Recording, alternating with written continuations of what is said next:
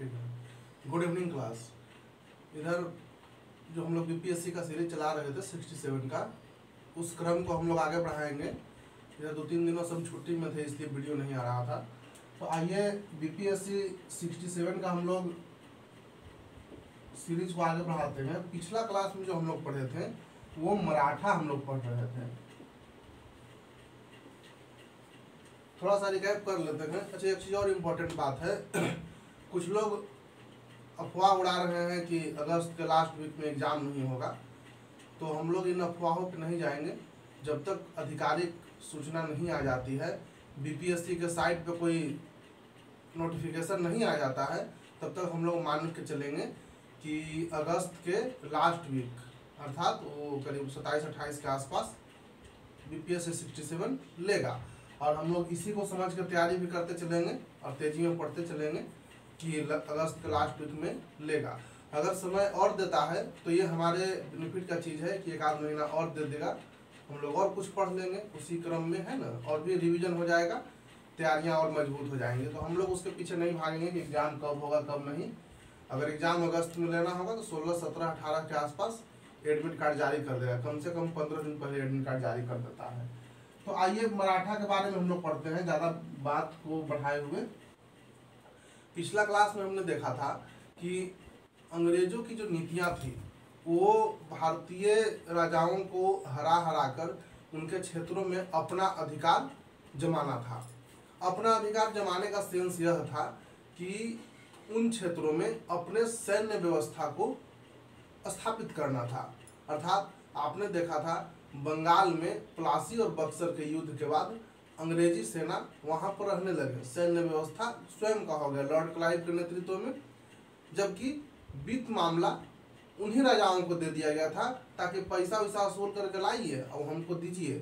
कारण था इसका, गांव में अंग्रेज जाता और किसी से कहता कि Manohar Lal give me money, पैसा दो, तो उसको कोई देता, ना उसका बात समझता ना उसका भाषा समझता लोग, और पैसे की बात में तो और नहीं देता, मारपीट के मुंह ना उसका बराबर कर देता।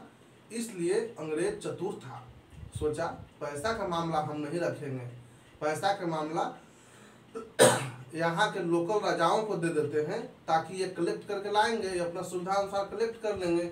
यहाँ के जो लोकल व्यक्ति है वो जानता है कि गांव के कौन आदमी कैसे पैसा निकाल सकता है, ये भी जानता है कि कौन आदमी लाठी के बल से निकाल देता है, कौन आदमी प्रेम से निकाल देता है।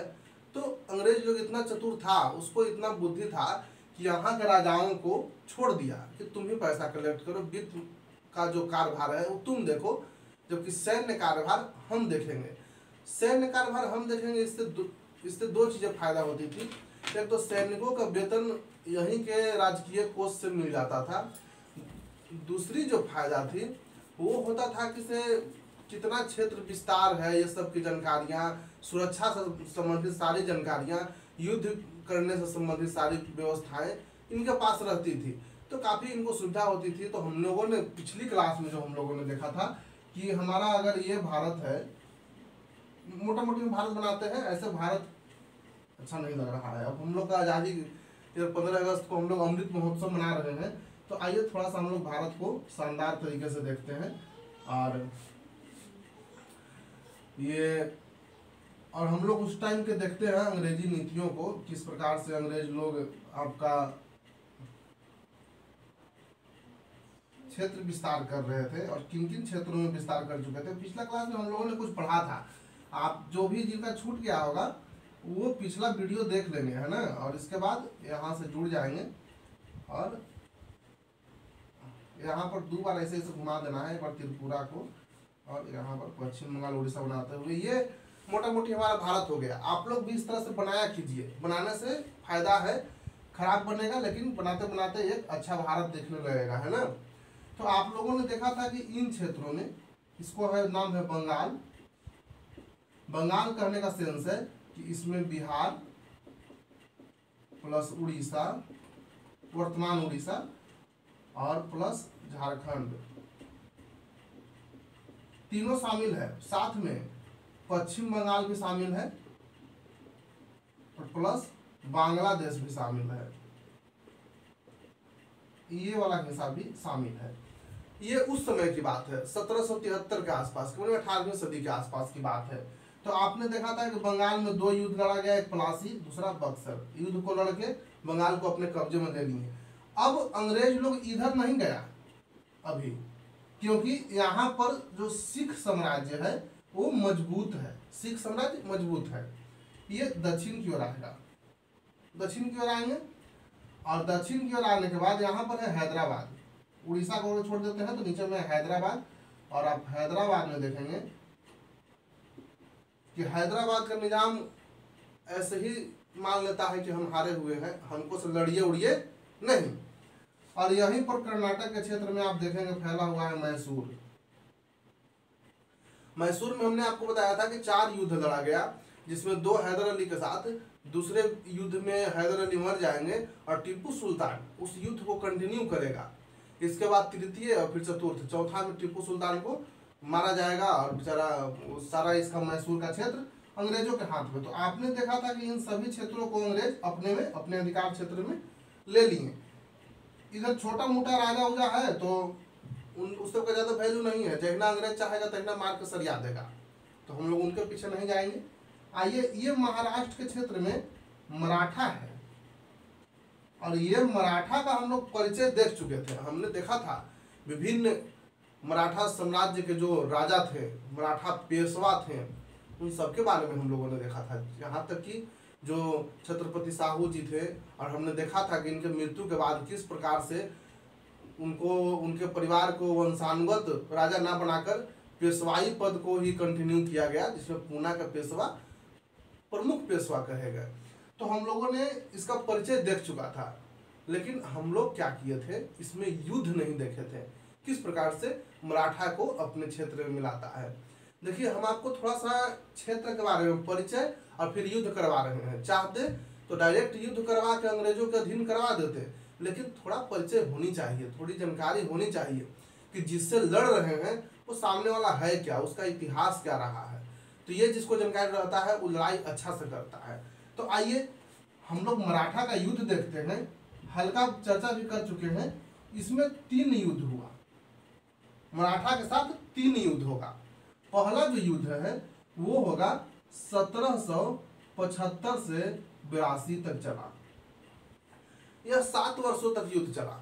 इसका कारण यह था कि हम पिछला क्लास में जब कहानी बता रहे थे उसमें हमने आपको बताया था कि रघुनाथ राव, जो कि दिल्ली का पेशवा है, दिल्ली का पेशवा नहीं है, वहां पर एक प्रधान सेनापति है, वो चाहता है कि यहाँ के जो पेशवा मर गए हैं तो उसके बाद हम पेशवा बने। परंतु जो प्रमुख यहाँ के लोग थे, जैसे नाना फडणवीस थे, महादजी सिंधिया थे, ये लोगों ने, इन लोगों ने नारायण राव को पेशवा ना बनाकर बल्कि रघुनाथ राव को पेशवा ना बनाकर उनके बेटा, जो बालाजी विश्वनाथ के बेटा थे नारायण राव को इन्होंने पेशवा बनाया। तो गुसाइल था रघुनाथ राव। रघुनाथ राव आया और नारायण राव की हत्या कर दिया। कहानी यहाँ से कंटिन्यू है। क्या हुआ, बालाजी विश्वनाथ मर गए पानीपत के तृतीय युद्ध के बाद, जिसमें अहमद शाह अब्दाली जीता। उसके बाद जब इन मर गए तो कुछ प्रमुख लोग थे, वे लोग नारायण राव को पेशवा बना दिया। परंतु रघुनाथ राव का कहना था कि हम दिल्ली के क्षेत्र से प्रतिनिधित्व करके लड़ाई लड़े हैं, तो पेशवा हमको बनाइए। ये लोग नहीं बनाए, तो ये आता है और नारायण राव की हत्या कर दिया। हत्या से लोग नाखुश हो गए और रघुनाथ राव को मारने के लिए ढूंढने लगे। रघुनाथ राव डर से अंग्रेजों के साथ जा मिला। अंग्रेजों को बोला कि हम आपको महाराष्ट्र के प्रमुख क्षेत्र जैसे बेसिन, मुंबई जैसे जो प्रमुख बंदरगाह वाले क्षेत्र हैं, जहाँ से आय की एक अच्छी खासी व्यवस्थाएं हैं, उसको हम आपके नाम कर देंगे। अंग्रेज लोग यह चाहता था कि कोई हमारे पास आए, ऐसा ऑफर दे ताकि हम उसके सुरक्षा के नाम पे उसको एक सैन्य सहायता कर दे और सारा चीज हड़प ले। अच्छा, एक सुनहरा अवसर था। फलस्वरूप अंग्रेजों ने रघुनाथ राव से लिखित रूप में लिया कि आप क्या क्या हमको दे रहे हैं, अगर हम आपको जीत करवा के आपको पेशवा बनाते हैं तो। लिख के वो भी दिया कि आपको जो मराठा साम्राज्य के प्रमुख बंदरगाह हैं, प्रमुख क्षेत्र हैं, वो सब आपके नाम से कर देंगे। अंग्रेजों ने मराठाओं के साथ युद्ध लड़ा और अंग्रेज जीत भी गए। पहला बार में अंग्रेज हारा, इस समय अंग्रेज हारा। इसके बाद पुनः युद्ध किया। ये लोग का चाल होता था कि कुछ समय रुक के फिर से युद्ध करते हैं। ये 75 के आसपास की बात है। ये छोटे से क्षेत्र में आक्रमण करके पहले हार गए, फिर रुक गए कि चलो कोई बात नहीं है, हार गए, हम लोग नहीं चाह रहे थे, यही आया रघुनाथ राव बोला तो हम लोग लड़ लिए। लेकिन बाद में इनको खलने लगा कि अगर हम इसको साथ नहीं देंगे रघुनाथ राव को, तो हमारे पास दूसरा लोग फिर सहायता मांगने कैसे आएगा, और जब नहीं आएगा तो जो हमारा राजनीतिक महत्वाकांक्षा है पूरे भारत पर राज करने का, वो तो अधूरा रह जाएगा ना। इसलिए अंग्रेजों ने दूसरा बार युद्ध लड़ा और दूसरा बार अंग्रेज जीत जाते हैं। परंतु वारेन हेस्टिंग्स के पास, जो कलकत्ता का गवर्नर है, उसके पास एक पावर है जो यह कहते हुए इस युद्ध को नकार दिया कि यह युद्ध वैलिड नहीं है, क्योंकि इससे परमिशन नहीं लिया गया था। इन लोग अपने में, मद्रास के गवर्नर लोग अपना एक नियम बनाया और लड़ लिया। परंतु कुछ समय बाद वारेन हेस्टिंग्स को भी लगने लगा कि थोड़ा सा जोर लगाते तो पूरे मराठा साम्राज्य को जीत सकते थे। तब क्या किया, 1782 में वारेन हेस्टिंग्स स्वयं प्रतिनिधित्व करते हुए मराठाओं के साथ लड़ा और जीता, और रघुनाथ राव को पेशवा नहीं बनाया बल्कि पेंशनर बनाया। बोला कि इसको कुछ पैसा वैसा दो, तुम्हारे यहाँ प्रधान सेनापति रहा है, अचानक से तुम कैसे इसको भगा दोगे, ठीक है तुम पेशवा नहीं बनाओगे लेकिन कुछ पैसा कौड़ी दो इसको पेंशन के तौर पे।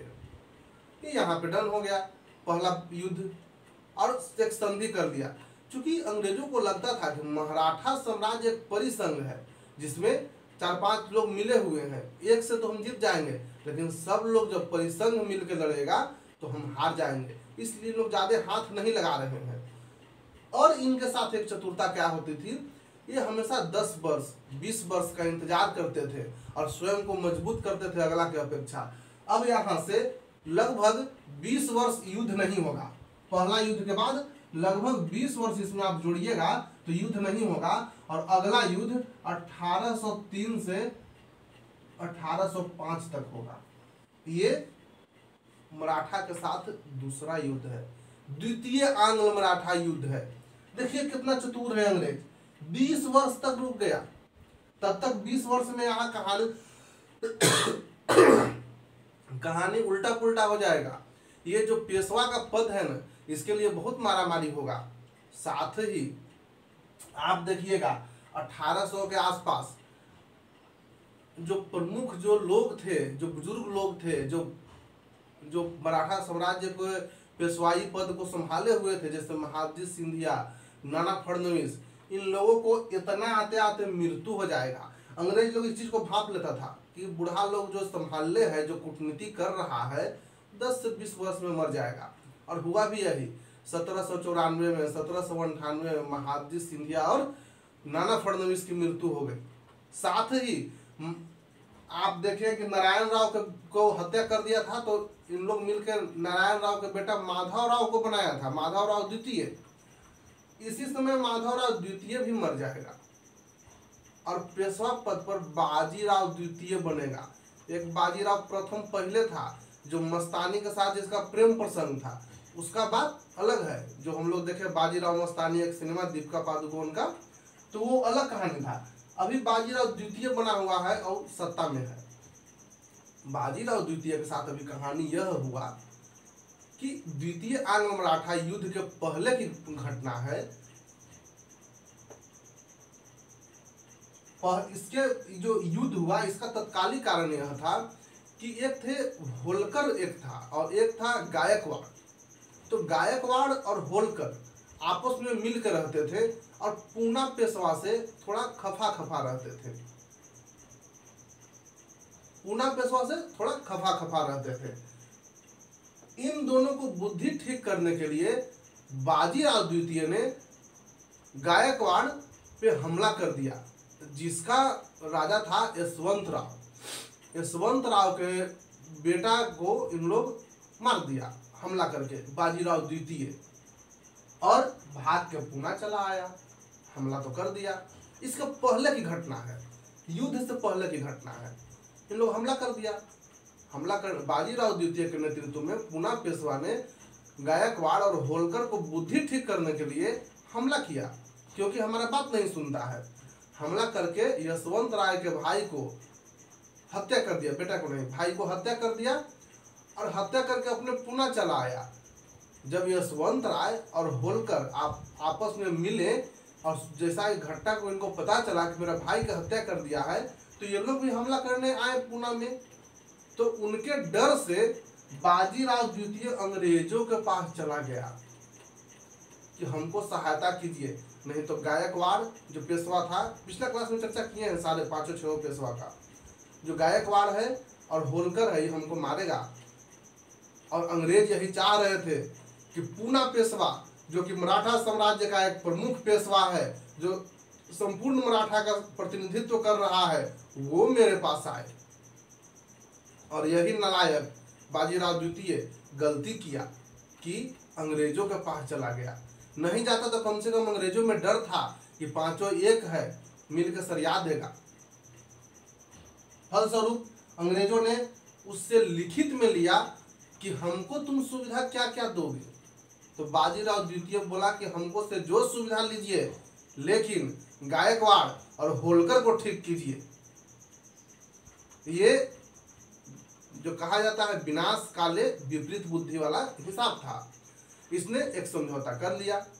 तो इसके साथ विनाश काल का यही क्रम रहा कि अंग्रेज बोला कि तुम्हारे जो क्षेत्र है पुणे, उसमें हमारा सेना रहेगा। दूसरा, तुम कुछ प्रमुख बंदरगाह को मेरे नाम करोगे। तीसरा, तुम युद्ध विराम में निर्णय नहीं लोगे कि युद्ध हो रहा है तो अब बंद करता है पुणे पेशवा। युद्ध विराम की स्थिति में अंग्रेजों का निर्णय अंतिम निर्णय होगा। और इस प्रकार से कई संधियों के तहत बाजीराव से हस्ताक्षर करवा लिया, बाजीराव द्वितीय से, और ये मूर्ख आदमी मजबूरन हस्ताक्षर भी किया। फलस्वरूप इसने अंग्रेजों ने लड़ाई लड़ा और गायकवाड़ और होलकर को पराजित किया। इसके बाद संधि वगैरह किया, तो ये द्वितीय युद्ध हो गया। आप तृतीय युद्ध देखेंगे तो ये फिर लगभग 20 वर्ष इंतजार करेगा, 15 वर्ष 20 वर्ष इंतजार करेगा, ताकि थोड़ा और कमजोर हो जाए। क्योंकि अभी फिर भी है तो पेशवा ही ना, थोड़ा और कमजोर इसको करते हैं, क्योंकि अंतिम रूप से कैसे पराजित कर देंगे। तो इसमें लगभग 15 वर्ष जोड़िएगा तो ये आ जाएगा 1818। 15 जोड़ेंगे तो 1818। ये तृतीय युद्ध होगा, जो कि अंतिम युद्ध होगा। और इस समय 1818 के पहले की घटना यह है कि अंग्रेज लोग पिंडारियों का दमन कर रहे हैं। पिंडारी कौन है? तो पिंडारी एक सैनिक टुकड़ी है जो मराठा साम्राज्य के लिए लड़ता है। पिंडारी एक सैनिक टुकड़ी है जो मराठा साम्राज्य के लिए लड़ता है, और लड़ाकू सैनिक है। उन्हीं लोग का दमन करने लगा कि इन लोग को कमजोर कर देंगे तो मराठा और कमजोर होगा। और पिंडारी मराठा के काफी करीब थे, तो सभी पेशवा पद सभी जो बटे हुए थे परिसंघ, सबकी सहानुभूतियां पिंडारियों के प्रति थी। फलस्वरूप सारे जो लोग थे वो एक हो गए और सोचे कि हम अंग्रेजों के खिलाफ लड़ेंगे। दूसरा कारण था कि बाजीराव द्वितीय अंग्रेजों से जब हस्ताक्षर कर लिया था, तो इन लोग बाजीराव से बड़ा गुस्साया हुआ था कि मूर्ख आदमी जाकर हस्ताक्षर कर लिया, क्या जरूरी था हस्ताक्षर करना, समझौता करना अंग्रेजों से। हम लोग से बात करता, हम लोग अपना सोल्यूशन निकालते। तो इन लोग इस संधि को जो हुआ है उस गुस्से में बाजीराव द्वितीय पर हमला करने गया। बाजीराव द्वितीय अंग्रेजों से सहायता मांगा, परंतु अंग्रेज सहायता नहीं किया। फलस्वरूप बाजीराव द्वितीय को भी लगने लगा कहीं ना कहीं हम गलती किए हैं, इसलिए पांचों जो परिसंघ थे वो एक हो गए। और एक होने के बाद 1818 में अंग्रेजों के खिलाफ तृतीय आंग्ल मराठा युद्ध का घोषणा कर दिए और अंतिम रूप से लड़े, जिसमें पांचों परिसंघ अंतिम रूप से हार गए और इन क्षेत्रों पे अंग्रेजों का अधिकार हो गया। अंग्रेजों का अधिकार हो गया। बाजीराव द्वितीय को पेंशनर बना दिया गया और कहा गया कि आप अब मराठा में पूना में नहीं रहेंगे, अब आप यहाँ कानपुर में रहेंगे। इनको लगा कि पूना में रहेगा तो फिर से एक सैनिक व्यवस्था स्थापित कर लेगा और फिर से लड़ेगा, इसलिए डायरेक्ट यहाँ से ट्रांसफर यहाँ तक, इतना दूर तुम चले जाओ कि तुम्हारा बुद्धि ठीक रहे, तुम कुछ दिमाग भी नहीं लगाओगे। आप देखेंगे लोगों को ट्रांसफर ये लोग कर देते थे, यहाँ के लोग इधर भेज देते थे, इधर के लोग इधर। ये अंग्रेजों की चाल होती थी, सोची समझी साजिश होती थी। और बाजीराव द्वितीय पेंशनर बनकर यहाँ आ गए। और इनकी कहानी ऐसी है, तृतीय तो देख लिए आप लोग, इनकी कहानी ऐसी है कि इनका कोई बेटा नहीं है, अतः ये अपने भाई के बेटा को अपना गोद लिए हुए हैं, जिसका नाम धोंधु पंत है। और इन्हीं धोंधु पंत के चर्चा हम लोग 1857 की क्रांति में करेंगे। अभी हम लोग 1818 में चल रहे हैं। धोंधु पंत बड़ा होंगे और 1857 की क्रांति में लड़ाई लड़ेंगे अपने क्षेत्र के बचाव के लिए। जिस समय वीर कुंवर सिंह लड़ाई लड़े हैं, रानी लक्ष्मीबाई लड़ाई लड़ी है, बेगम हजरत महल लड़ाई लड़े हैं, तो इन लोगों के साथ हम एक लड़ाई दिखवाएंगे। आज आंग्ल मराठा युद्ध पूरी तरह से समाप्त हो गया। कल का जो हम लोग का क्लास होगा वो सिख के बारे में होगा, और जैसे ही सिख हम लोग पढ़ लेंगे तो समझिए संपूर्ण भारत पे अंग्रेजों का अधिकार हो गया। और अब अंग्रेजों की आर्थिक नीतियां चलेगी। यहाँ पर आर्थिक नीति कुछ और होगा, यहाँ कुछ और होगा, यहाँ कुछ और होगा, वो हम लोग देखेंगे आर्थिक नीतियाँ। फिर इनका अपना शोषण व्यवस्था, फिर गवर्नर जनरल वायसराय देख लेंगे। पहले सिख को हम लोग कल एक परिचय के रूप में देखेंगे, किस प्रकार से गुरु नानक से गुरु गोविंद सिंह तक का एक सफर रहा। सिखों के 10वें गुरु गुरु गोविंद सिंह, जिनका जन्म बिहार के पटना में हुआ, पटना साहिब में हुआ। और हम लोग उसको कहिए कि खुशनसीब है कि यहाँ अच्छे अच्छे महापुरुषों का जन्म हुआ, पदार्पण हुआ, लोगों की ज्ञान प्राप्ति हुई। महात्मा बुद्ध जैसे व्यक्ति का ज्ञान प्राप्ति गया में होना, और गुरु गोविंद सिंह जैसे गुरु का जन्म पटना में होना, ये बहुत बड़ा सौभाग्य की बात है कि यह स्थल जो मगध का स्थल, जो बिहार का स्थल रहा, वो गौरवशाली स्थल रहा। तो हमें काफ़ी सीख लेने की आवश्यकता है। ये सब हम लोग सिख साम्राज्य के बारे में एक परिचय, और फिर सिखों के साथ युद्ध, मात्र 2 ही युद्ध होगा और खेला समाप्त हो जाएगा। अंतिम में दिलीप सिंह होंगे इनके, वो सिख धर्म को छोड़ के बल्कि क्रिश्चियन हो जाएंगे। ये हम आपको पढ़ाएंगे किस तरह से परिवर्तन होगा।